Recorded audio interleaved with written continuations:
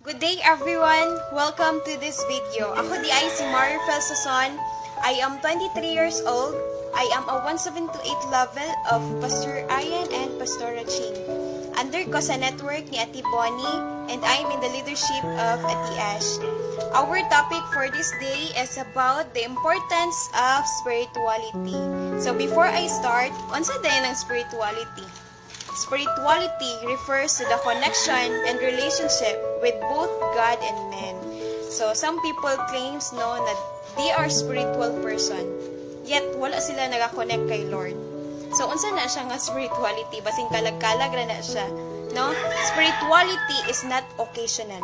Dili siya pang November, dili siya pang December, o dili po siya ting Sunday ra. No? Spirituality is intentional. So, kailangan siya everyday. Dapat siya nga everyday nga maka-connected ka kay Lord. So, magsugod na ko, the importance of spirituality. First, spirituality reveals our purpose. A life without a purpose is a wanderer in this world. Ano nang wanderer? Kanang life nga wala kang kabalo sa imong identity. Life nga gakawala, life nga walay paingnan, life nga wala lang, no? Kanang wala ka gi-create ni Lord para wala lang. You are created with a purpose. Ingon siya diri sa Colossians 1:16, for by Him all things were created in heaven and on earth. Namo ta sa earth karon, di ba? Visible and invisible. All things is created by Him and for Him. So all things apil na kaani. No, you are created by Him and for Him. Kay Lord gid ka dili para sa iya. No? Naay mga post sa Facebook na uso na, are you lost baby girl? No? If you don't connect to your creator, you won't know your purpose. If you won't know your purpose, you will be lost. So, mauna nga, importante yun na makonekta sa atong creator. Ikaduha, spirituality drives your life to the right course. No? Naay life, no? Sama na ako sa una. Life nga basta-basta lang, trial and error, kanang buhaton ni mga dili maayo nga butang, adventurous kumbaga. So, dili na siya adventurous, no? Dangerous na siya.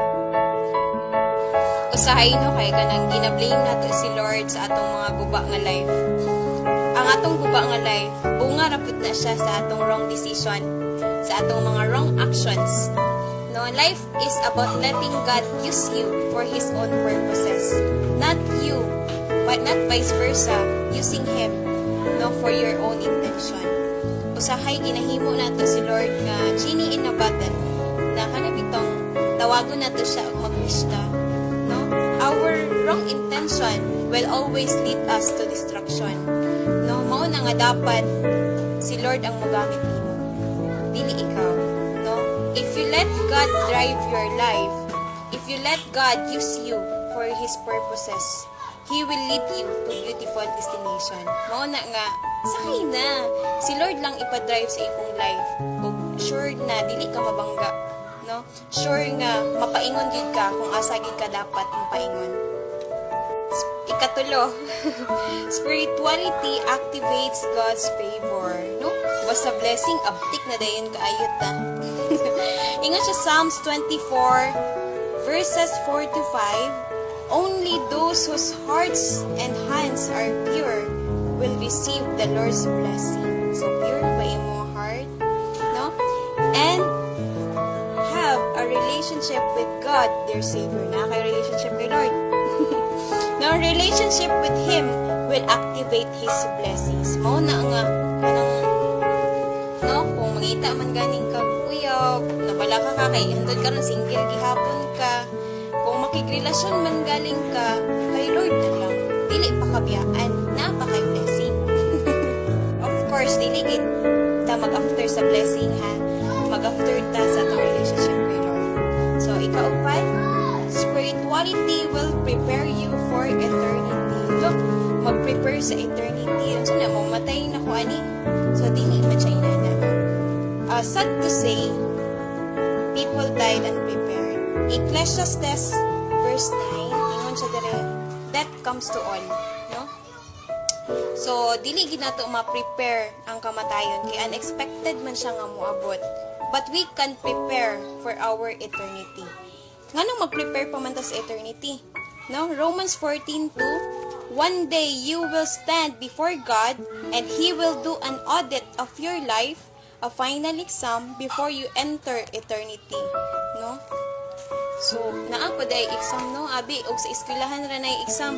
Si Lord naagyapon siya exam sa time nga matubang nata sa iyaha.